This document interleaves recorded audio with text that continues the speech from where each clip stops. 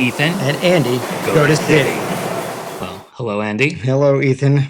Never a dull moment. Well, there've been many dull Dull moments. moments, but this seems to be not one. Yeah, yeah. We got news this morning that Carlos Mendoza has been fired. We were actually preparing to not even talk that much about the Mets because it's been so dreadful. We were going to talk about our favorite baseball movies, but now we have a topic that cannot be ignored. Exactly. And I feel a little sorry for him because it's really not all his fault, but a change had to be made. And the way the Mets have played, especially this week with all the errors, that can sort of be put on the manager. Yeah, I mean, I think that if you look at this team, they have not seemed prepared for days at a time. Um, some of these errors, I mean, there's always that sort of balance between the mental errors and the physical errors. But if your heart's not in the game, your head's not in the game, the physical errors are going to follow, and that just seems to be what's going on. It's crazy.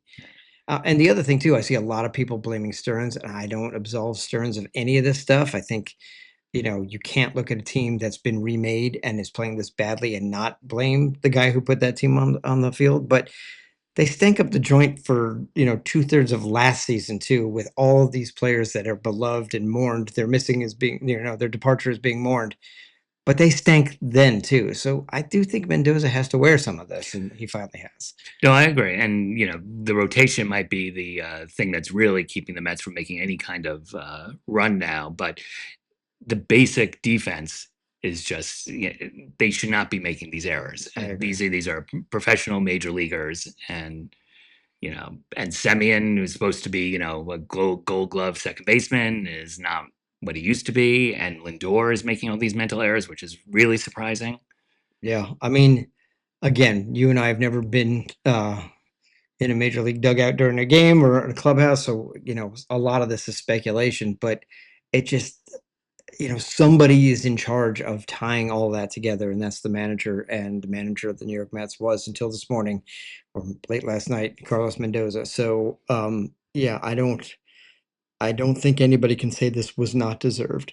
No, even if it wasn't deserved, something has to change. And changing managers may not move the needle slightly, but as we saw with the Phillies firing Thompson and replacing with Mattingly, it did make a change. And whatever caused that, the managerial change played something into it. Yeah, absolutely. And the Phillies did it twice because when they fired Girardi to put in Thompson, Hmm. they went on a tear too. So I'm not anticipating that's what's going to happen. I think there's a lot of flaws in this team that I don't think just getting rid of Mendoza fixes. But I do, it was obviously not working under Mendoza. And frankly, after that 12-game losing streak, based on how badly they played the last 2/3 of last year, I'm surprised he survived that. So overdue, I think. Will it make a difference? I doubt it, at least not this year, Yeah, but I think he had to go. Now it's up to Andy Green. right. With his stellar record in San Diego Yeah. behind him. Yeah. I mean, at least he's got some managerial experience. Yeah. It was one of the things that I really was concerned about when they hired Mendoza. Um, when you're brought in to manage in New York, it's very difficult, I would imagine, to learn on the job because this is a very unforgiving city. Hmm. And, I mean, he obviously did well in his first season here. So, not at the beginning, but so I don't know how much of that plays a role. But I always would prefer the Mets bring in somebody who has legitimate major league managerial experience. And, Andy Green was not great in San Diego, but at least he has that experience. True. I mean, Mendoza was a coach for the Yankees, True. but there's still a difference between being a coach and being a manager. Yeah. Yeah. Nobody crowds around the coach after a blown ninth inning lead. Yeah. They crowd around the manager. So it's very different for sure. But and the other thing too, I mean, let's talk a little bit about accountability. The Mets have made a bunch of ABS decisions that were like, why do you care about a 2-1 pitch in the third inning with two outs and nobody on? And there's no accountability for that. Vientos. This goes back a ways, but he ran through that stop sign, got thrown out at the plate in a close game by 10 feet starting lineup next day. So there's I don't know. It just feels a little bit sometimes like the lunatics run the asylum at that place, and that doesn't work. No, it doesn't. And sure, the role of the manager has evolved and changed over the Yes. years. But if you talk about the things that the manager does have control over, it's bullpen management Yeah. and now ABS, because that's such a, it's something that has to happen so quickly. Yeah. It's, Yeah. you No, you know, need to lay down a law yeah, about it. I yeah. agree. So, what's the name of this podcast we do? Ethan, And Andy go go to to Citi. City. So Ethan went to Citi this week, and what did he? And he saw a very rough game. Tell me about that experience. You went with your daughter. Went with my daughter and for as a Father's Day, and it was the Wednesday game where they made the six errors, So the second game of that, yeah, of the the doubleheader. the Um, the First double game was, admission yeah, doubleheader. right. Who started that game? That was Mania. Yep. Okay. And, can't blame it all on him because certainly the defense let him down. But I mean, he had this long first inning where, I mean, he went up to like 25, 30 pitches in the first inning and he got out of it without giving up any runs. But I mean, you're not going to last very long Mm. if you're going to do that. And he just didn't have it, and you could see also because now there's it's interesting, all the data on the scoreboard now they never used to have. And and all his pitches were like 90, 91, maybe there was a 92, and that was one of the whole things, that his velocity was down this year and he supposedly was ticking up, but now it seems like it's back down. Well, it was below 90 for a while, Yeah. so at least 91, 92 is better. But yeah, my question is, what is it about the Mets pitchers that they can't get through the first 3 innings without exploding? And again, this might come back down to Mendoza. I don't know, but it seems like other teams have a plan of attack on the Mets pitchers, and I'm not sure that the Mets pitchers have ever had a counter. Like nobody seems to say, "Oh, they're swinging at my very first pitch every time. Let's change up what I'm throwing on the first pitch." There just never seems to be any counter strategy. And again, maybe I'm making that up. You know Hmm. what I mean? I don't have the stats in front of me, but it sure seems like teams come in with a plan, and we don't know how to they don't Yeah. know how to adjust to that. Right. And that is again down to the manager, but also down to the catcher. I mean, and Alvarez, I mean, people, I've read that the pitchers like throwing to Alvarez, but maybe he just isn't doing the work somehow to, the mental work of preparing, like, and looking at what the other teams are going to be throwing at you. Do you think some of that's pitching coach responsibility too, though? I mean, like, Right. okay, we know what they're doing in the first inning. Let's talk about it so the second inning isn't a repeat. Well, exactly. And it always gets back to, they fired, certainly last year was not a success, but they fired the entire coaching staff and replaced it with this guy, Justin Willard, who's never played in the major leagues, which is not a necessity, but, he does not seem to have the magic touch with these pitchers. Yeah, well, and so then it becomes, yeah, I don't know. I mean, we've seen better from Mania. We've seen better from the now departed Peterson. We've seen better, obviously, not on this team, but from Peralta. So is it coincidence that all these three have just suddenly forgotten how to pitch? I mean, I don't know. Yeah. It just seems like a lot of guys are so underperforming the back of their baseball card, and you just is could it possibly be that all accounted? Can it all be accounted to luck? I Hmm. mean, I don't know. I don't know. Yeah. But you were at the game where they started chanting Pete Alonso. Alonzo. Tell me what that was about I or mean, like. yeah, no, it was like, what was that? And you just hear it, and it's like you understand. I mean, and it's not like Alonso single-handedly would change the course of this season, but among other things, you have he plays every He game, never gets hurt. yeah, and he seems to be on his way to having his standard after a slow start, having his standard Pete Alonso season, and we could use that. We sure could. Yeah, Did you join in? no, You but didn't. I did not. Did your daughter join in? No, you're like, yeah. What now? So We were, obviously I we wasn't were, there, we but was it like half the stadium, like a noisy group in the corner? it was a noisy group, and so Okay. you could first, well, what was that? And then you realize what it was. But we're also looking at the bunch in the upper deck who were shirtless and doing the rowing Yeah, thing. yeah, yeah, yeah. And I thought maybe that would be a change in luck, but that was what we were. Did it? But did it grow? Did it like It did grow. It was not huge in the stadium. It was not like everybody suddenly chanting it. right? You know, when you look online at the clips, it seemed bigger than it was. Okay. Yeah, that's what I was Yeah. wondering because um there's always going to be a boisterous few and things of that sort. But I was wondering how indicative this was of a full-on fan rebellion. But you think it was moderate It rather was than full? exactly. Got it. But what was being at that game like? I mean, watching your team kick the ball around like that. It was like, you know, so you were all excited that Lindor was back, Yeah, and in his first chance, yeah. he boots it. You know, Semien makes these things, and then there was the thing also like where I forget who was at bat, but you know, it was squaring to bunt, and Bichette rushes in, and the guy bunts right over Bichette's head. So yeah, Yeah, because they were saying yeah, there were things that don't appear as errors in the box score that end up being misplays, and yeah. so And then you have things like where Vientos makes a terrific stop on the ball, which is great, but then throws it away. yeah, I mean, you know, Vientos proves virtually every day that he does not belong on defense. yeah. It's really true. So I mean, prognosticate a little bit. We've got a new manager. It's kind of the same team. Soto came back on a day that they gave Lindor rest, but one of these days, unless something has broken that we haven't seen, you would think we'll see Lindor and Soto in the same lineup again. Is this all going to make a difference to you? What do you think? I wouldn't be surprised if they go on some kind of run. But of course, the problem is even if they went on a, you know, a 7 or 8 game winning streak, it wouldn't make that big a difference. Yeah, if they It win would, eight in a row, yeah, they're still yeah, 500, yeah, 500, I right? know. You know, with the way things go, I mean, so they're playing the Phillies this weekend. Yeah, I could, but you could sort of see them almost like sweeping the Phillies and then losing to right. Whoever goes on Colorado there. next, Exactly. whoever's Exactly. next. Yeah, we'll I see. think it's going to make a difference. I think, you know, but I do think if they were going to get rid of Mendoza, they should have done it earlier. I do too. It's you know, and you know, if they had done it back in April or May, then perhaps Beltran would have taken over. Which I mean, who knows how good a major league manager he's going to be? But you know, he would seem to have the smarts for it and Yeah, have also the preparation to play in New York.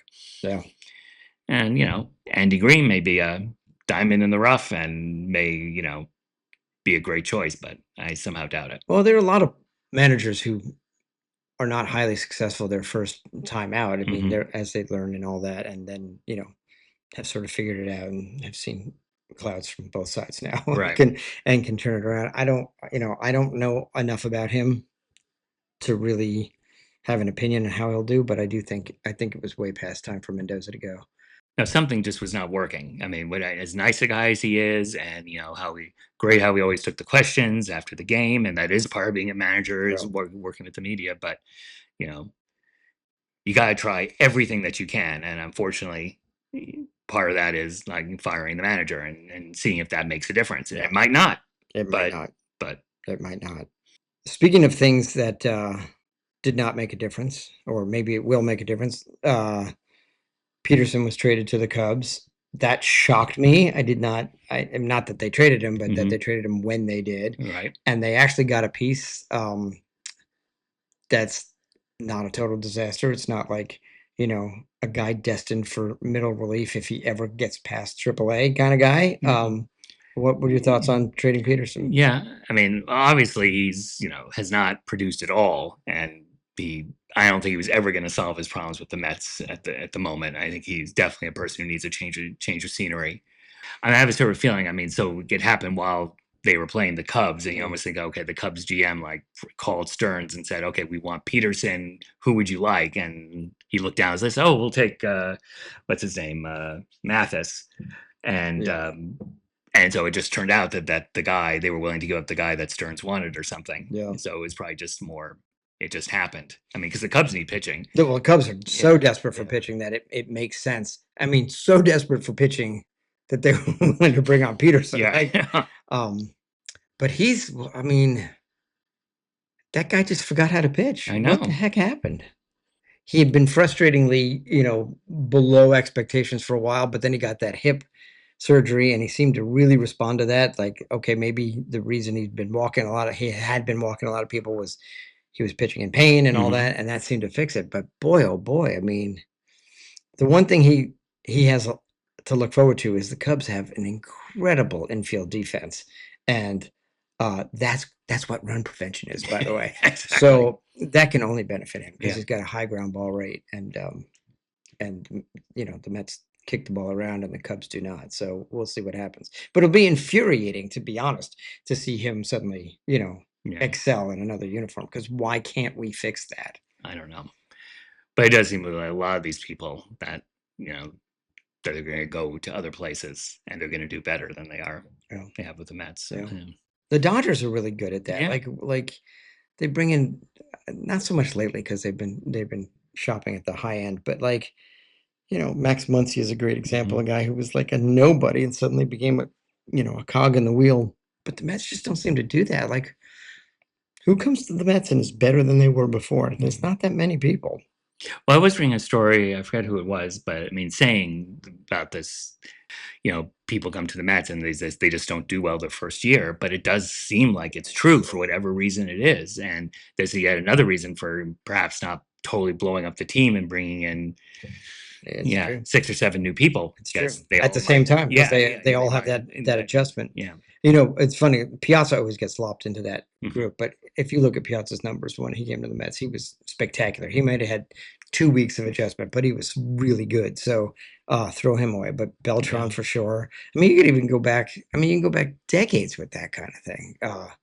George Foster, who probably was over the hill, but like he Mhm. had 15 home runs his first year as a Met. This is a guy who was like the first guy in 10 years to hit 50 in a season or something like that. So yeah, it's definitely a thing. And some of these things, are they folklore or are they real? So do you blame Stearns for not realizing that there's sort of a Mets tax to Mhm. a new player, or do you think, oh, that's just an old lifestyle? But boy, it seems to happen a lot. Yeah. And pitching too. Perhaps Peralta was never going to be your classic ace, but he certainly seemed to be capable of throwing 5, maybe 6 good innings and like taking over the game for that period. And he's lost it too. Yeah, it's funny after Severino came and Mm-hmm. had sort of had he was a reclamation Mm-hmm. project and he did great for the Mets. And then, all we heard about was the vaunted pitching lab. I haven't heard the words pitching lab associated with the Mets in quite some time. Yeah. Uh, so then again, you have to say, was that just a lucky season, or what's going on? Right. It's just this is 2 years in a row that starting pitching can't get out of the fourth inning. Right. And I know the days of going 8 9 innings are over, but like You should be able to. 5 6 Yeah. is, I mean, that's got to be bare minimum. Yeah. So I know. And also, in talking about the pitch, still about the pitching lab, the pitchers that are in the minor leagues, whether it's Tong or Thornton, who's coming up. I mean, Weniger. they Wenninger, they all don't. They seem to have issues that just have not been solved, and they all have talent and potential. But But what's going I on? know. Yeah, it's and yeah, if you look at the farm, because I've seen a lot of people saying the season's done, let's just see the kids play. It's like, well, the kids are playing. Like Hmm. there's nobody on the farm that like is chomping at the bit or making his case to come up and No. even, not even be a savior, but like show his stuff. There's just nobody down there right now. Yeah. Oh, well, And Senga has gone to the bullpen. yes. Well, it's interesting because that first inning that Senga threw the other day, if he could be that out of the bullpen, one and done, I Hmm. mean, that's incredibly effective. Right. So we'll see. Hey. But he's a head case. Well, He's a total head exactly. case. Yeah. Yeah. No, and that's something where if I would rather see Tong have his growing pains in the majors than seeing get another start from Oh Senga, but yeah. that's not saying much. Yeah, that's not saying a lot at all. But it's really funny because like after the Severino success, there was a lot of talk that like, oh, pitchers are going to want to come here, Hmm. you know. But after this last season and a half, I would think what pitcher would want to come here What player will want to come or here? player? Yeah, Yeah, yeah, it's amazing. Oh yeah. I know. Well, I know exactly, and they also talk about what manager want to come here, and then also if they fire Stearns, yeah, but at some point, again, there has to be accountability on all sides of this. yeah, yeah. Yeah, Stearns. I don't think they're going to fire Stearns. I think Yeah. there's there's too much to that in terms of like Cohen waited for his guy for a long time. There's got to be a level of stability throughout the system. Like you fire a guy like Stearns, the next guy brings in all new development people, Hmm. all new scouting staff, all that. So, and it's like hitting the reset button over and over and Right. over. So, but he's got to wise up. He's got a really awful track record. Hmm. Um, Last year's trade deadline acquisitions all sucked. Nobody he's acquired this year has played even remotely up to par. I mean, it's hard to Yeah, defend Stearns right now. it is. And but perhaps, say that Bichette was a good risk. I mean, and it's bizarre that he hasn't he's taken so long to sort of get in a groove. But with Roberts and with Polanco, they both had significant injury histories, so you should have known that that was going to happen. Well, it's interesting because I read just yesterday. I was reading about how yeah they brought these guys in with who are injury risks, and you should know, and just like you said, but they knew that, and Hmm. I think they still thought they were going to get 110 games out of these guys. Hmm. They're not good. I mean, they're not going to get 40 out of Robert. Hmm. They're not going to get. I mean, and what happened to Polanco? Wasn't he like supposed to be back before Lindor? And like, Yeah. and oh, man, what happened to the pre-signing physical that everybody had to pass? I mean, the bursitis should have shown up, right? Yeah, I, I know. it's hard to be a Mets fan. It really is. I wore this shirt in part because I'm trying to sell T-shirts, but more because this is a prototype. More because it's so apt for what a Met fan feels like. You're like, okay, they fired the manager, yay, but what's coming? Yeah. It's a befuddling team for a befuddling fan base. So, or befuddled fan base. So, and you're wearing a Yes, Semyon T-shirt, right, which like was what they gave away on Wednesday night. right before he went on the Yeah, injured list. yeah, Yeah, yeah. sorry. Old Don't want- school, so Yeah, old school. yeah. Um, so, I mean, it's nice enough, and but my God, Yeah, and you think they plan out these promotions, of months in course. advance, and they thought probably that this would be a selling point. Right. Although, again, nobody thought Semyon was coming back to be the Semyon he once was. So maybe that wasn't like Bichette. I can understand because Yeah. he should not be in decline, but Hmm. I just indicative of how nothing has gone right for this team. Yeah. Yeah, well, And I think that may be it. yeah. Yeah. I guess we'll save our favorite Like, baseball movies. Look forward to the next episode where we'll each share our favorite baseball Yeah, movie. yeah, that'll be fun. So once again, this is the end of another episode of Ethan And Andy, Go to City.